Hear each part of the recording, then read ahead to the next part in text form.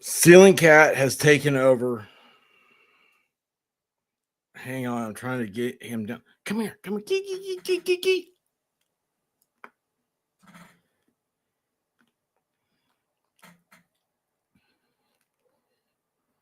Come here.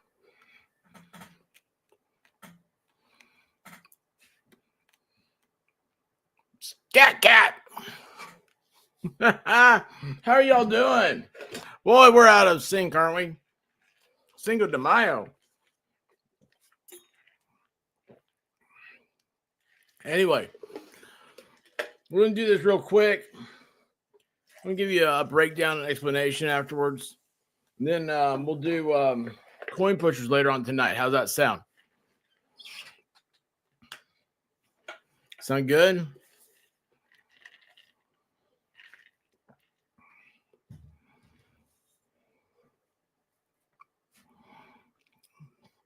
Roscoe Pico Train. He's a cool dude.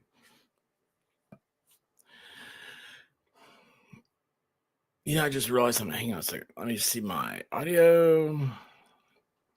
So, yeah, my audio got kicked off last night. It was really weird. Went over and hung out with buddy. Hey, Vice baby. What's happening, my man? How you doing? Dude, I was thinking about you today. And I was like, I need to message him. It was just something silly. But I thought you'd appreciate it. I know it's stupid, right? I shouldn't say something like that in the middle of the stream. Then I'll forget later. So anyway, thanks for coming by, man. Hang on a second. Let me turn off my notification dealios. There we go. Until tomorrow morning, I am yours. All right, guys. I know that some of y'all have already heard this. Some of y'all have already read this. But I have friends that y'all don't know about. And when, hey, Miami Spice, what's that? Matt Englishman's here. Oregon Grandma. Cassandra. You know, it's Cassandra. I've gotten it before. And now I mess up. G-Con with the Michael Jordan. What do you think about his kid? Christine Fortunato, how you doing? Mary Waltz, how are you? And Bad Duck. Hey, Wilburns, how are you doing? I think Wilburns was reading this earlier. Michelle Smuck, what's going on? Haven't heard squat and meh about it anyway. Yeah. All right. Kitty K, how you doing? Kitty K wants you to know Friday night. I saw that comment. I held that one up. We got back into the back room. I went click.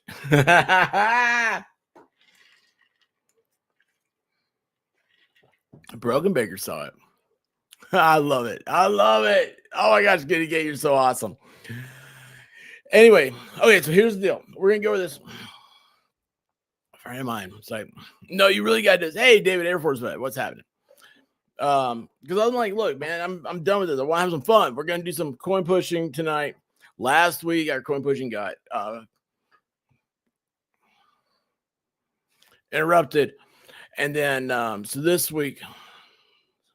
But I've said it before, haven't I? Just like completely, just like not thinking about it. Cassandra Zurgart. Oh my gosh, I love it. That's what now. Once I hear it, I'm Cassandra, I love your name. I absolutely do.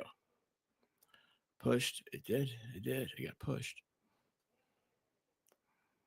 Coin pushers got pushed. She's smart. This one scares me.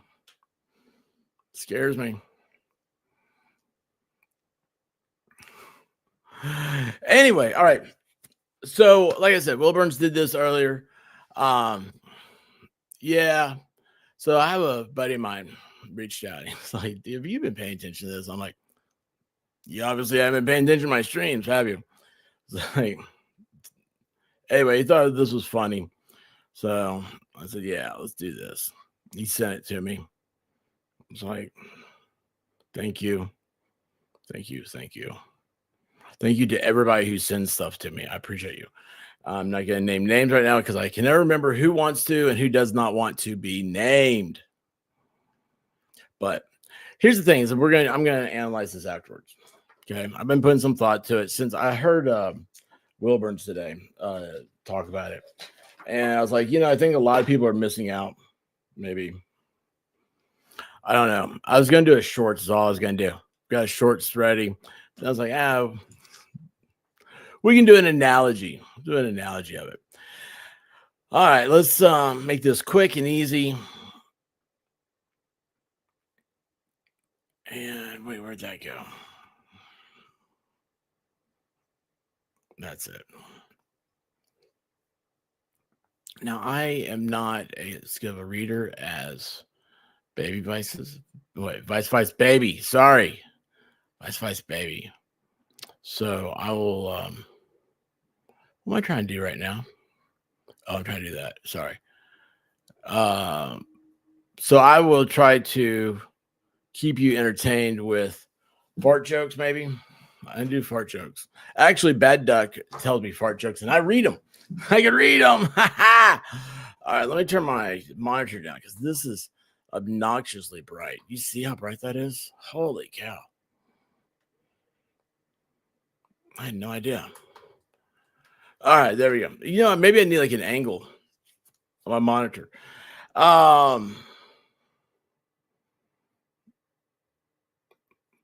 Wait, Baby Vices sounds wrong. Is that a thing? I was going to ask him the other night, Rosalind. I was going to be like, look, hey, y'all my bikers here. I was going to say, hey, I was like, Vice Baby. I love it. I love it. My favorite tune from Vanilla Ice is Go Ninja, Go Ninja, Go. Are you a fan of that? And I totally forgot about saying that. I don't know if you even know what I'm talking about, Rosalind. It's see, I'm a fan of the Ninja Turtles. Maybe I need to stop talking now. All right, let's read this. I like the Teenage Mutant Ninja Turtles. I like the Jim Henson. I'm amazed by puppets. Puppets amaze me. It's like, people put their hands up there and they start moving. All right. Hey, Not Baker. How you doing, babe? All right. What do y'all want to do? Make you laugh? Last thing I want to do is see expert shorts. I feel bad enough for the White Rabbit. Y'all, you coming to D2 this year? It's awesome. It'll be great. All right. Hales v. Cook. Preston. That's all that's left.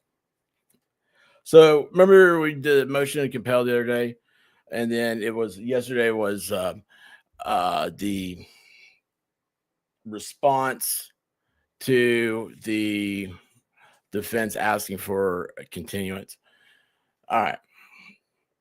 Plaintiff has filed a motion to compel the production of documents. Defendants have responded in opposition. No hearing is necessary, and this matter is ripe for resolution. Meaning that we are going to get this sucker done today. We're not playing around. There's no more back and forth. No, we're not playing patty cake. We're doing this. No more law patty cake. No hearing is necessary, and this matter is ripe for resolution. For the reasons below, plaintiff's motion to compel will be granted as to the 3 remaining disputed requests for production. Let's see. Your defendants state in their response that 17 of the 20 at issue requests for production were resolved during the parties' meet and confer on January 9th. Accordingly, plaintiff's motion to compel is moot as to those 17 requests for production. So, moot means it's like it doesn't exist. It doesn't exist in the eyes of the court. November 12, 2024, plaintiff served defendants with requests for production of documents. Defendant responded on December 12, 2024 with a litany of objections. plaintiff has now moved to compel, arguing that defendants have wrongfully failed to produce the requested documents. 2, Section 2, discussion.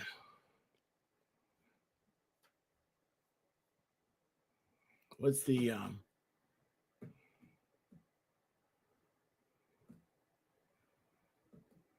okay, sorry, I was thinking about something different. An examination of the objections made by defendants reveals that they suffer from 2 flaws. First, defendants' responses to plaintiff's discovery request begin with several pages of general objections. Document 52-2 at 1 through 3, document 52-3 at 1 through 3. It appears the general objections were just cut and pasted into the response without much thought as to whether they actually applied here. Remember when we read this, I kept saying copy pasta? Such general objections violate the local rules and are improper. Yeah, you can't copy and paste. You cannot copy and paste a legal document, all right? Hey, Rose, how you doing? Gary Conway, what's happening? There you go. Cassandra's my girl. I love her. I love her. Cassandra. That's a great name. That's a great name. I love everything about it. Cassandra Zerski. Zergot. Sorry. I don't know why I go Zerski. You know what? You're becoming like a Bond girl in my brain. Like, you know, they're cool names they always had. Like, I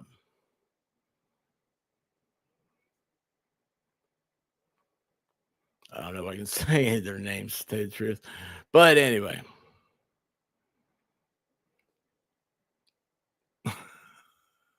All right, let me get through this quickly here. But just copy pasta. Such general objections violate the local rules and are improper. See Northern District of Florida, Local Rule 26. You're on the wrong page. I can't scroll. There it is. 26.1C, stating that an objection cannot be set out generally for the entire set of discovery requests. See also Auto Brands LLC versus Autos Express Car Wash. We read that one before. 2020 Westlaw at 5, Northern District of Florida, February 19th of 2020, recognizing that general objections asserted to all discovery requests are improper.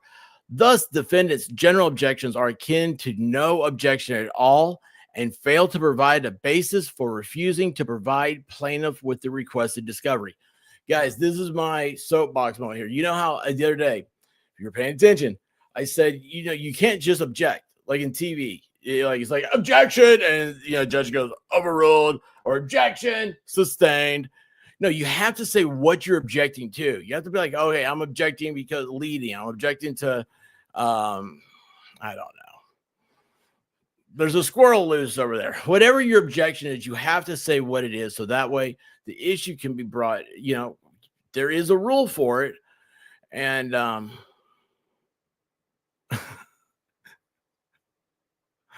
sorry, I got lost. I saw Slug Entertainment. Anyway, there's a rule for it, and you have to state the rule so we know what you're objecting to. If you don't, as stated here, it's the same as no objection at all because it has no value. A zero has no value. Okay. Thus, defendants are akin to objection at all, fail to provide basis for refusing to provide plaintiff with requested discovery. Second, nearly all of plaintiff's discovery requests were met with boilerplate objections by defendants. Remember, I said this was like boilerplate. It's the same thing. It's written over and over again. More specifically, defendants objected to virtually all of the discovery requests as overly broad, unduly burdensome, and not reasonably calculated to lead to the discovery of admissible evidence, vague and or ambiguous, overly broad in scope and time, lacks sufficient specificity to know what is demanded, encompasses information and documents which are protected by the attorney-client privilege and or work product privilege, and seeks to impose duties beyond those arising under the federal rules of civil procedure. See document 52-2 at 7 through 8, 10 through 11. Document 52-3 at 7 to 8, 10 through 11.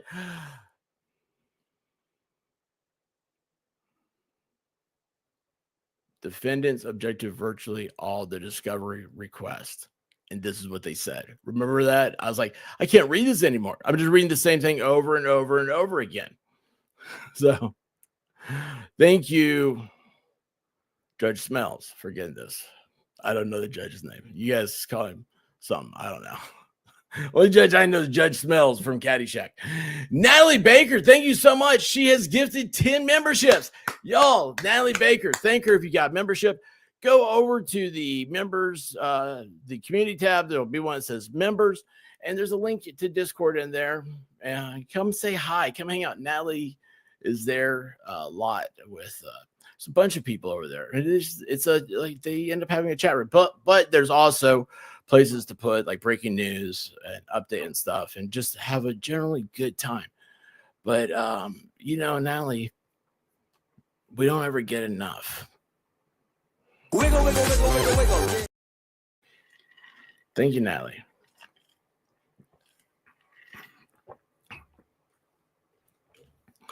All right.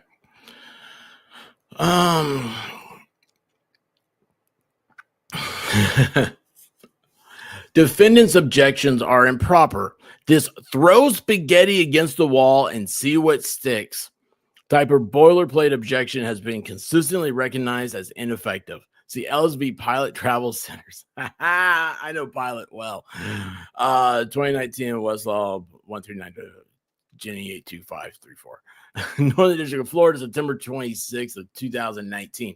The law in the 11th Circuit makes it clear that boilerplate discovery objections are tantamount to no objection being raised at all and may constitute a waiver of the discovery being sought. See also Auto Brands. Objections with which state that discovery request is vague, overly broad, or unduly burdensome are by themselves meaningless and are deemed without merit. Nelson v. Corrections Corporation of America, Northern District of Florida, 2006. Broad-based, non-specific objections are almost impossible to assess on their merits and fall woefully short of the burden that must be borne by a party making an objection to an interrogatory or document request. You can't object because you like the word, Donnie.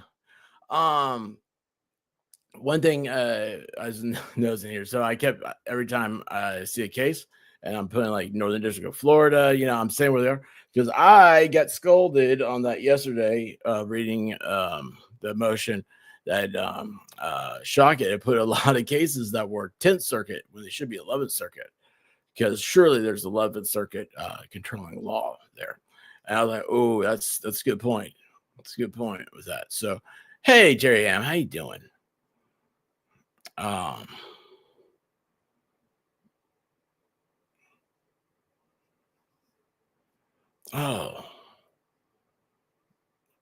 Meal scam. I'm so sorry. Freezing rain, then 8 inches of snow? No.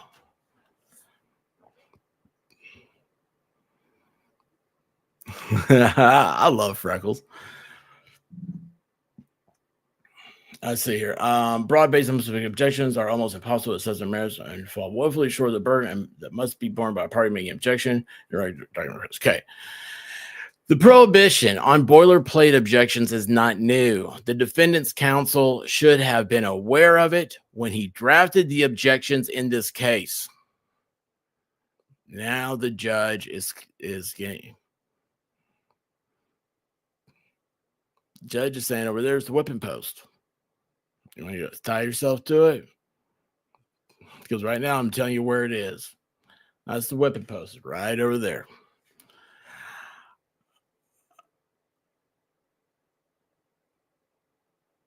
Defendants, I'm going to reread that. Where's my little highlighter thing? I like. Where did it go? I can't see it over here.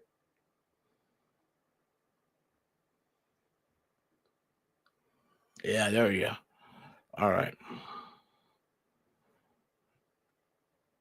Come on. There we go. Why aren't you clicking?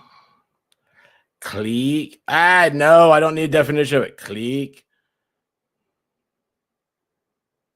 We dropped the objections in this case. Run out of mouse room. Crap. Did I say that off? Yeah, that's awesome. It did what I thought it would. Defendant's counsel should have been aware of this when he drafted the objections in this case. Why you tell me you didn't know this? Are you really? That's what you're going to go with? Bruce, you're going to say you don't know it? Come on, man. Come on. You know it. It's like Joe Biden. Come on, man.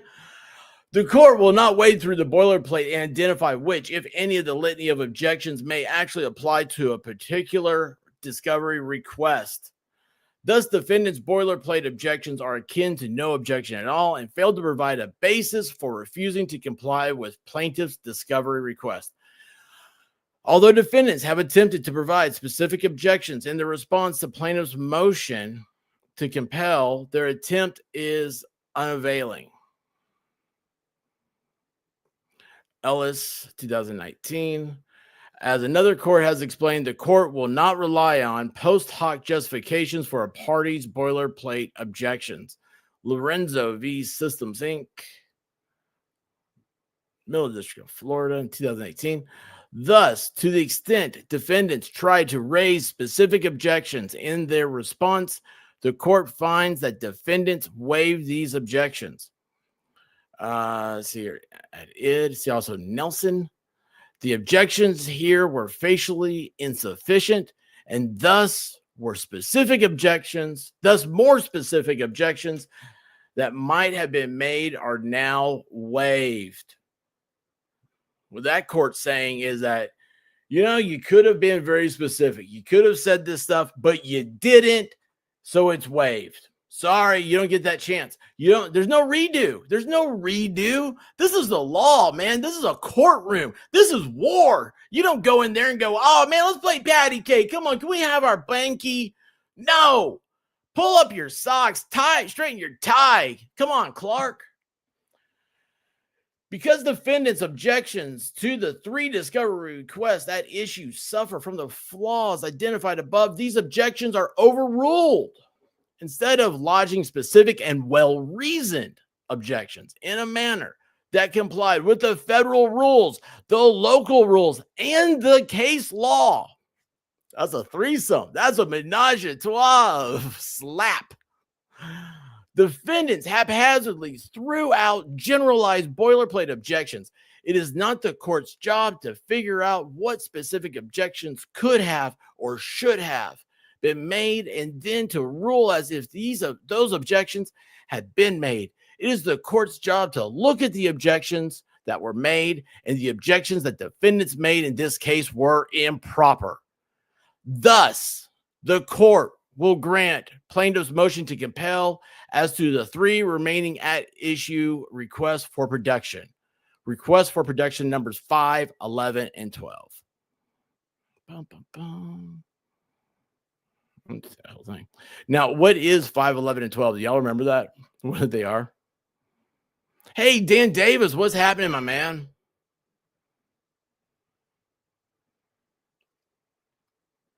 Kentucky Blue hat trick. I like you. Well, that's cool. Yeah, I didn't. That's awesome. Oh, the new meme. The hockey. Oh.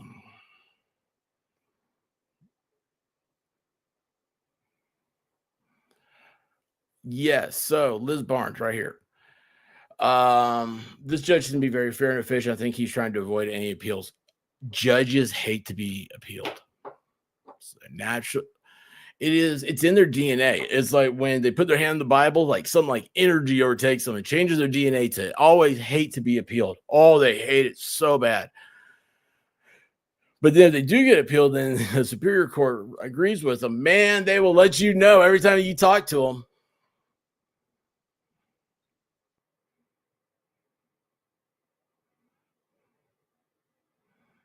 All right, hang on a second. Gina Fitzgerald, question. What do you do with Will after 2 weeks and they have nothing to hand over? Phone records, location, etc.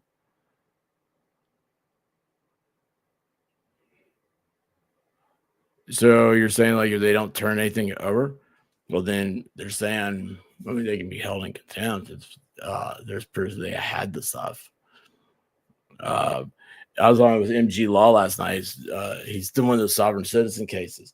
And if you want to see how contempt works, go check out MG Law's stream last night. And I think it was the guy that was in the army. His wife came on in a video conference with the court and said, "I represent Mr. Johnson." And the judge said, "Are you the attorney?" And she said, "I'm the attorney in fact, instead of attorney at law." Anyway, it was great. She got held in contempt immediately. Yeah. I'm sorry. I don't. Hey, you might have to, maybe you're more specific on your question. I'm sorry. That's what they just, that's on my brain because of what we're reading. All right, let's finish this up. That does not completely end the matter, however, because plaintiff's motion to compel request an award of expenses. No, excuse me. Hang on. I read this. My dialogue was a little wonky. That does not completely end the matter, however, because the plaintiff's motion to compel request an award of expenses under Rule 37A5A. When the court grants a motion to compel, it must, after giving an opportunity to be heard, require the party whose conduct necessitated the motion, the party or attorney advising that conduct, or both, to pay the movement's reasonable expenses incurred in making the motion, including attorney's fees. That's a big one, y'all. That's a big one. So,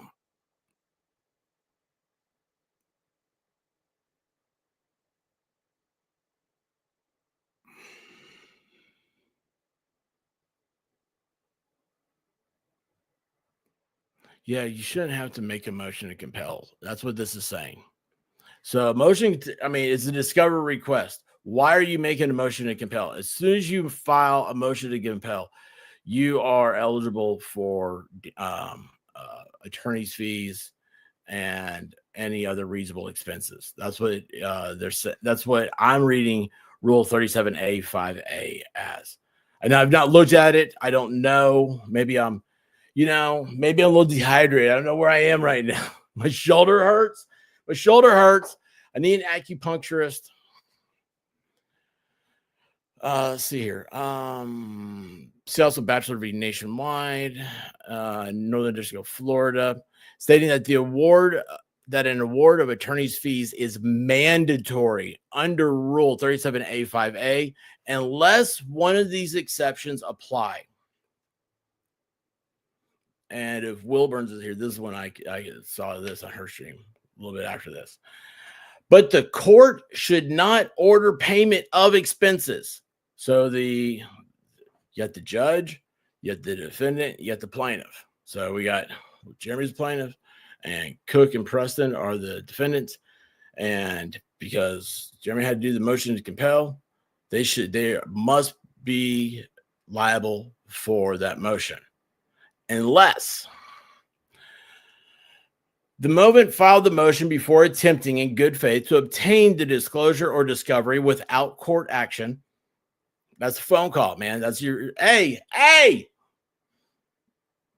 Donnie, I need that stuff. Why won't you? It's discoverable. Why won't you give it to us?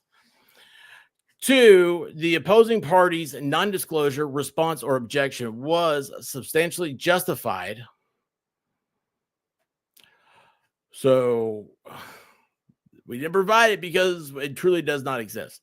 Or 3, other circumstances make an award of expense unjust. Federal Rule Civil Procedure 37A5A.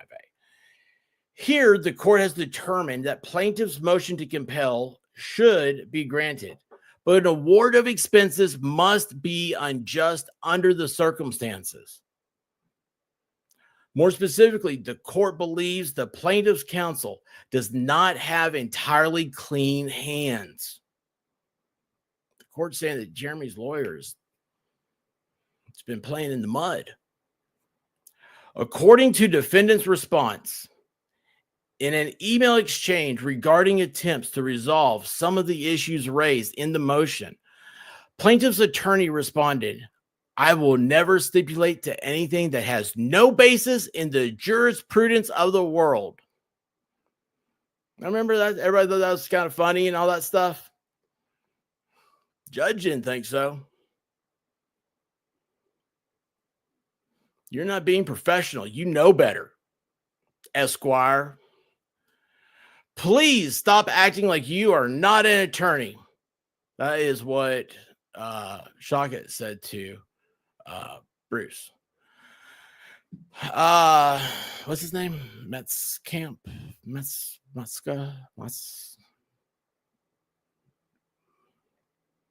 Mascara? I don't remember. Emphasis in the original. The emphasis were in the original. Oh man. See, I wish I had a printer so I could like have the physical papers in front of me, because then I would be able to just, in my brain, the way my brain works, I'd be able to pull up this original document real quick if I had the file. If I had a file with all the papers in it. Well, the emphasis here, okay, was Bruce's. Remember, I think this was the thing where I was like, I got out the red pen and started saying, oh, look, this, come on, you can do better than this.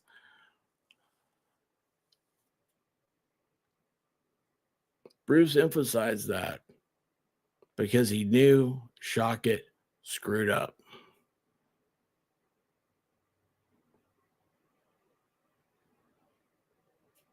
And that's why he put that in that document. He outplayed Shockett. At least right now. Let me finish reading this before. Don't go around and saying this, okay? This is just an off-the-cuff observation. I've not read this thing. I listened to Nudge's gonna kill me. Okay, I won't say it. Sorry. All right. Hey, Jen Thunder, what's happening? Maybelline. All right. Emphasis in the original. That was this is the court saying this. That was an entirely unprofessional response. Do you want me to show you where that whipping post is? I'm pointing it out. It's right over there. It's right over there. See that whipping post? You bring some zip ties. You might need to tie yourself up to it.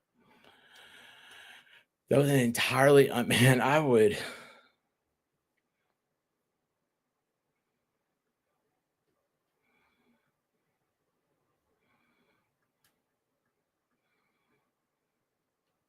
Oh, come on. Why aren't you doing your thing? There you go.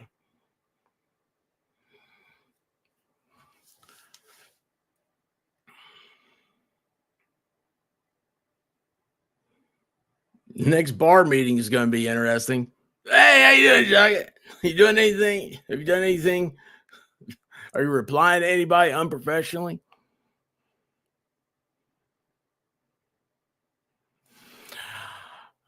And it is emblematic of the petty bickering that has permeated this litigation.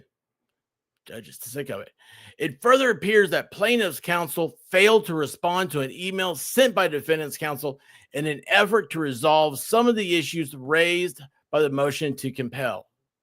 It goes back to that document. Just as the court will not continuance the lodging of improper boilerplate objections to discovery request by defendant's counsel, it will not reward plaintiff's counsel for responding unprofessionally to attempts made by defendant's counsel to resolve the issues raised in the motion to compel. Wow. I will not reward you for responding unprofessionally when Bruce, that's what it says. So the judge says to Shockett, he's not going to get rewarded for responding unprofessionally when Bruce made attempts to resolve the issues raised. We got a lawsuit in our hands. We got it. See how it is? This stuff ain't open and shut, man. It ain't, you never know. You never know. Don't ever take anything for granted.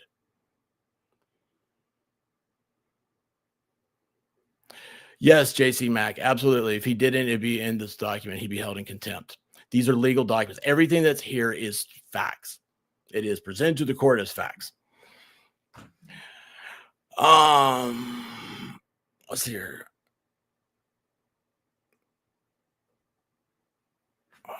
I need to get, let me finish this before I start looking at comments. All right.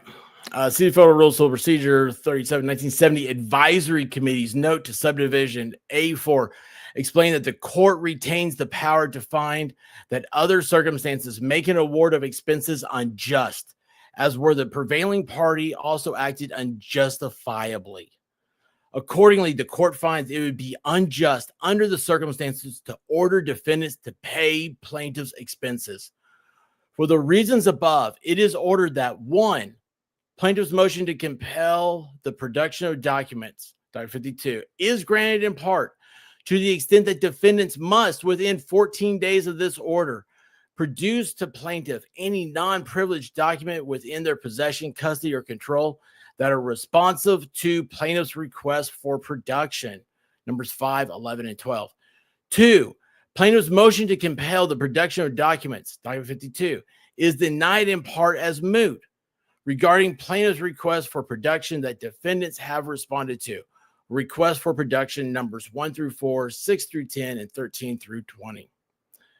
Done and ordered this 5th day of February, 2000, in the year of our Lord, 2025, Zachary C.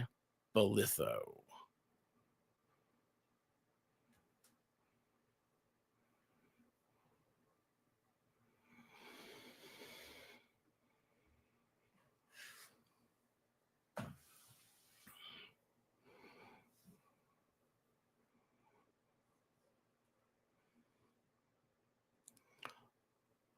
You ever watch Batman? Joker, he was a clown.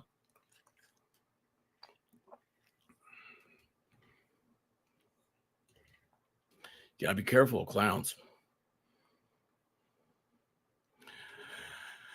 All right, let's see here.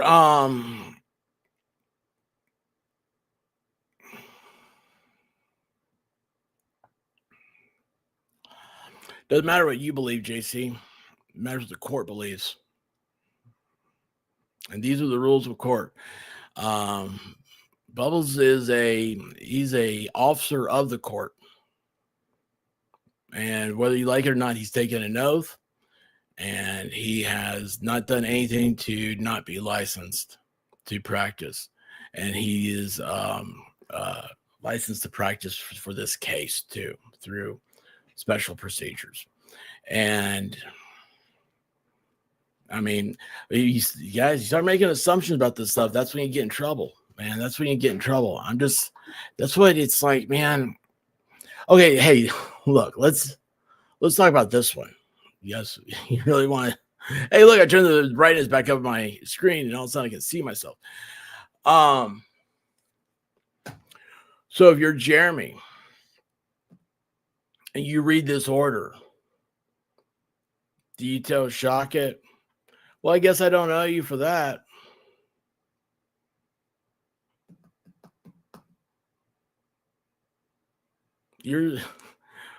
Why'd you engage him? Why did you talk to him? If you had just not said anything, we could have gotten awarded expenses. So you figure, like, I don't know, if it was a day, I mean, surely it's been a day on filing the motion and everything and all the fees and everything associated with it. What's a day at $250 an hour, probably 8 hours, $1,600. That's $2,000. $2,000 worth of work. Tossed in the bucket.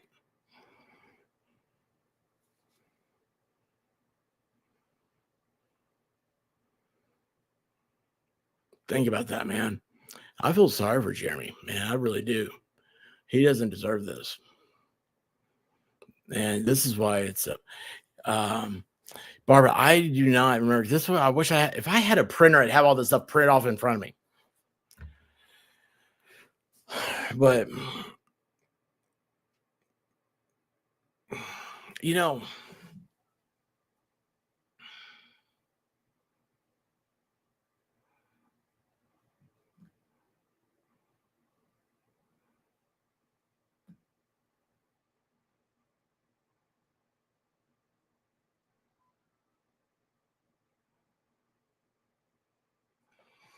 I don't know.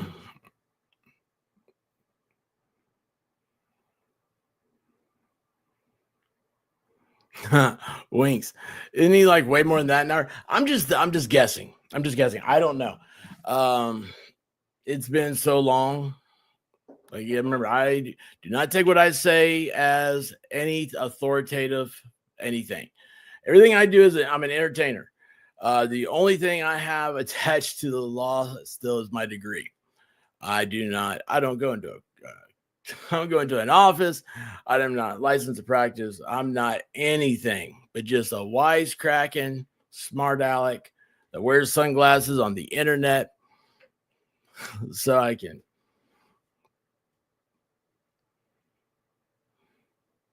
try to take care of my family, which I'm doing a really bad job of, but that's me.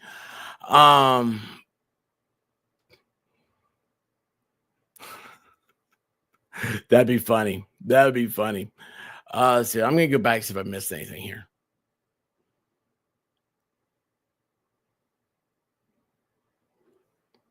There you go, Jesse. You got it. My opinion. The only reason why Randy is responding unprofessionally is because Bruce is acting unprofessional in the first place, and he got the better of him in emails. Jesse, think about this.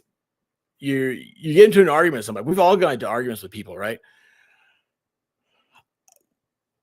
At some point during law school, for me, I realized I didn't argue the same. You know, I didn't. You had to have those points. You're like, but you did. And I listened. Whenever somebody gets heated, I listen. And then before you answer, take a deep breath. Pause and think about the words before they come out of your mouth. And this is in school, you learn this. In practice, you should be above this. Don't email. Okay. So, like, I have a friend, I know this guy. He does not email his clients. What he does is he dictates to his secretary what he wants her to say. So he dictates a letter to his secretary. She types it out. She hands it to him. He reads it, and then he hands it back, and she scans it, then emails it to a client. So weird. Attorneys are very weird, eccentric people. But you know what? He's going to have a chance to think before he acts. Let's see here. You're going to look it up? What are we looking up?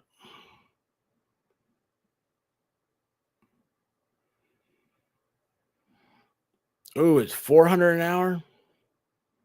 Holy cow. I'll tell you, I would just assume there's not going to be any money. I mean, what are you going to do? Where are you going to get the funds from? A bucket?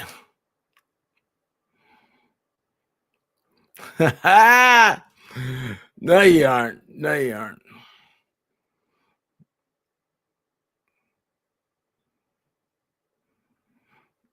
Oh, yeah, about for DUI guy, right? Yeah.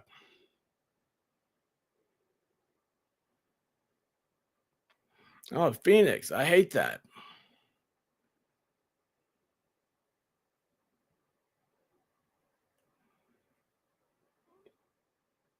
What? How do I not know you don't practice? What? Because I guess I'm here all the time. Hey, Starlight 84, how you doing? What happens if you deleted all of it? Do they have to recreate or recover everything from their profile? So it's very hard actually to delete everything, but if it is deleted, um, so an e-discovery, they probably have changed the names. Electronic discovery.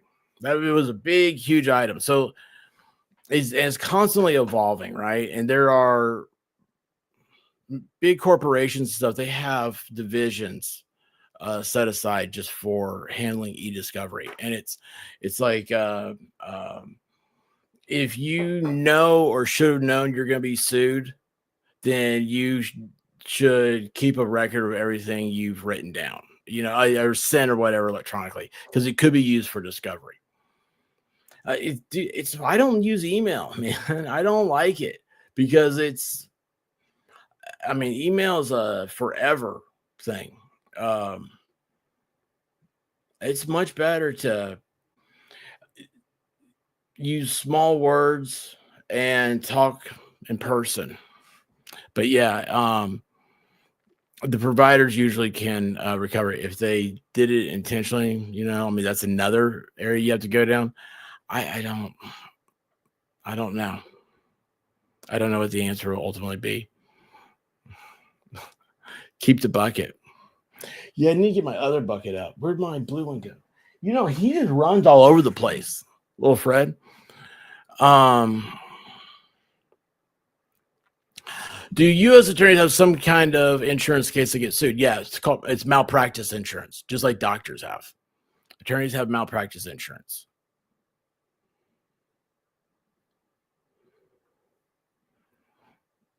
Explain what Shockett said was wrong. Actually, it's funny. I was thinking about doing a shorts on that.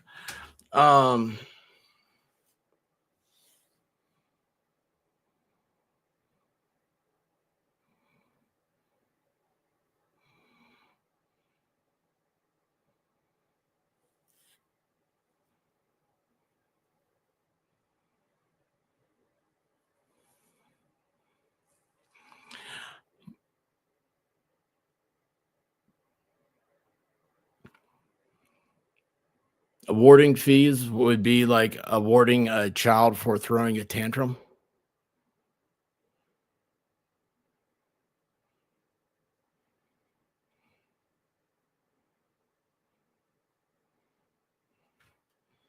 Maybe that's not good. Let me think about that, Liz. Like I said, I want to do a shorts. I've got some ideas in my head. I actually was thinking about writing some stuff down. Don't talk to me again. I know that'd be way too professional. And that is very true, Bad Duck. That was a weird period of history there. Wipe it like with a cloth. Yeah.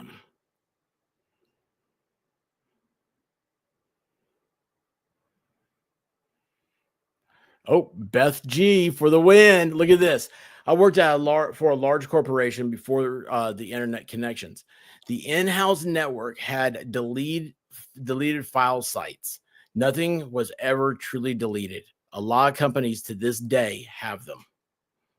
Yep. Absolutely. There you go, Paul. Paul has simplified it. You can't call another lawyer stupid in a courtroom. Now, here's the problem. I'll tell you what. Don't think it is anything you enter to the court. It's in the courtroom, right? But the fact that it made it to being written down, and also the thing against me is that the emphasis added was done by Bruce, and the court included that in their order.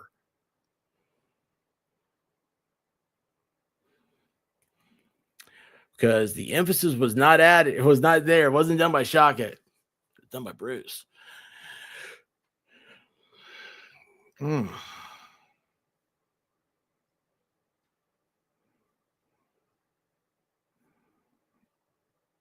Broken Baker, what's happening? Here's my favorite true crime channel. Yes, Baker. Every time I think I'm out, they pull me back in. How are you doing, man? Broken Baker's got a new style going. Y'all gotta check it out. He's got like a here's the thing. This is what I think it is. Rosalind Duke has beef with him. I don't know why. Nobody knows why. So he has started like Rosalind used to be a one that like I think they were called Fly Girls or something. One of the like a dancer on a Soul Train or something like that. I forget what it is. And anyway, so Broken Baker's new profile looks very much like 50 Cent. And he's trying to do this because he's trying to reach out to Rosalind. Like, you're a great American woman. I want to know more about Americanism. But she just wants to keep the beef. Daniel Berry Sports Highlights. How you doing? Go to that, man. Yeah. Oh my gosh, dude. I could have taken the money and started OnlyFans. I know. I need a box of wine. That'd be cool.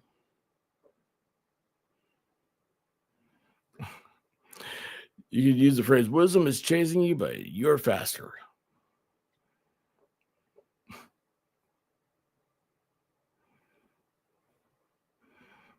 She's a fly girl. Look at that. Look, there you go, Baker.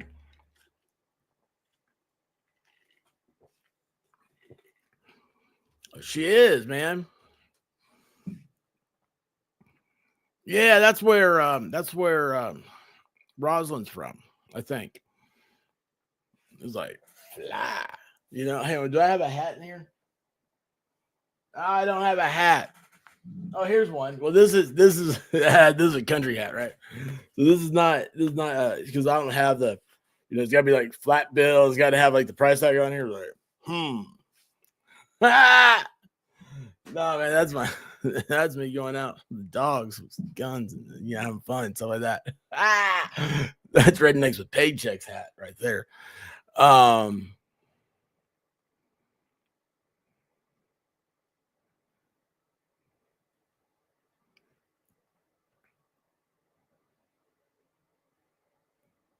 What's happening?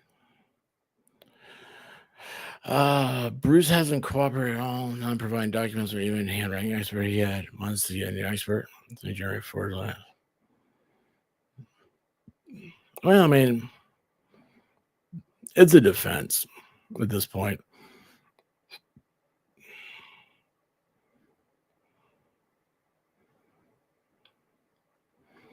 No, I don't look at anything.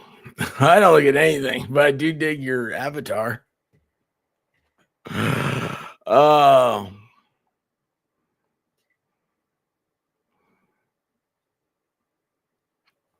Bad Duck and Broken Baker would be a wild combination.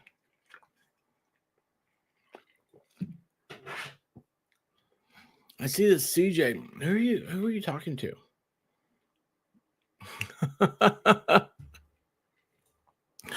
All right.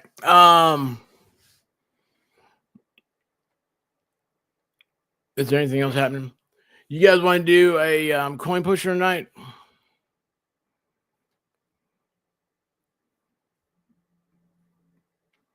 If you guys want to do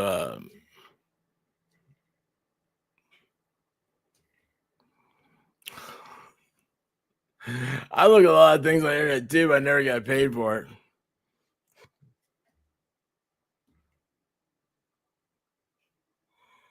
It reminds me, first time I was on the internet, I had a good time, but pay was horrible. Oh my gosh. Broken Baker is going to bed. And Rosalind says, push it. All right, we're going to do coin pusher. Hey, Rosalind, what's happening? Awesome.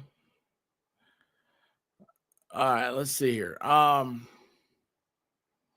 do not have the coin pusher stream set up yet. Will you guys come over, or do I have to like set one up and send you over there to hit the notification? You guys need to have notifications turned on. turn on notifications, and it'll be. That's why I'm on the alphabet list.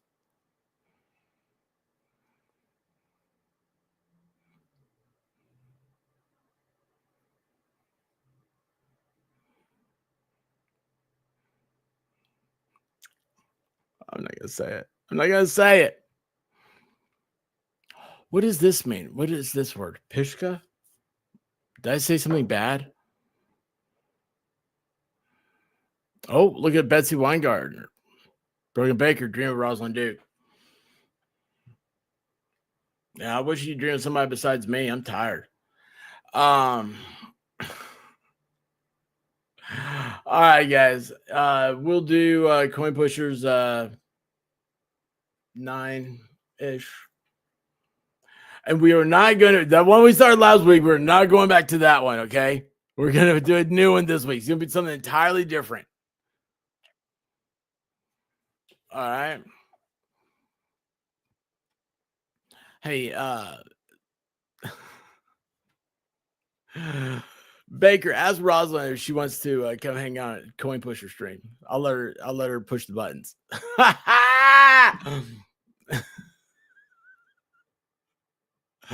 All right, I'll see you guys in like an hour and a half ish. Okay, but I got sub the stream. It's not up. I'm going to take Brown Dog for a walk while it's in the 60s right now.